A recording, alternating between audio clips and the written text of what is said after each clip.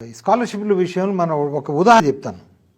ఇప్పుడు ఒక క్రిస్టియన్ అబ్బాయి, ఒక ముస్లిం అబ్బాయి, ఒక హిందూ అబ్బాయి, ఈ మూడు కుటుంబాలు ఒకే వీధిలో ఒకే పక్కపక్క ఇల్లు.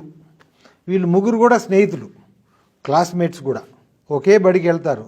వీళ్ళ ఆర్థిక స్థాయి, సామాజిక స్థాయి దాదాపుగా సమానమే, పెద్ద తేడా ఏం లేదు.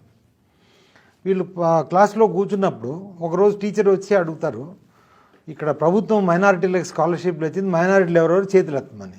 ఈ క్రిస్టియన్ అబ్బాయి, ముస్లిం అబ్బాయి చేయలేపుతారు. హిందూ అబ్బాయి అయితే వాళ్ళు చెప్తారు, మీకు నెలకు 1000 రూపాయలు ఈ సైకిల్ ఒకటి, అవి ఒకటి, ఇవి ఒకటి, ఏదైతే ప్రభుత్వ స్కీములు ఇస్తారు. ఈ హిందూ అబ్బాయి నిలబడతాడు, సార్ మరి నా ఆర్థిక పరిస్థితి కూడా అదే, మా నాన్నగారి పరిస్థితి కూడా పెద్ద లేదు, మరి నాకు కూడా కావాలంటే, నువ్వు హిందువు కదా, నీకు రాదు. ఎందుకంటే సో ఈ అబ్బాయి ఆలోచిస్తాడు, నేను హిందువుగా పుట్టడం ఈ దేశంలో పాపం చేశానా?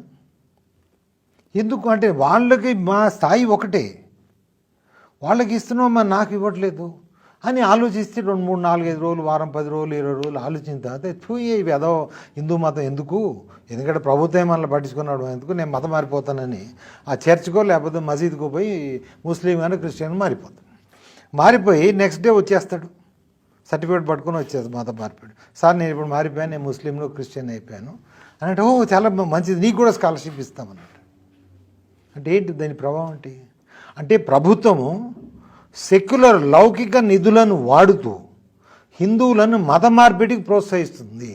అంటే దీనివలన అది క్రిస్టియన్ మిషనరీలకి లేకపోతే ముస్లిం దావాతీలకి ప్రభుత్వానికి తేడా ఏమనుందా?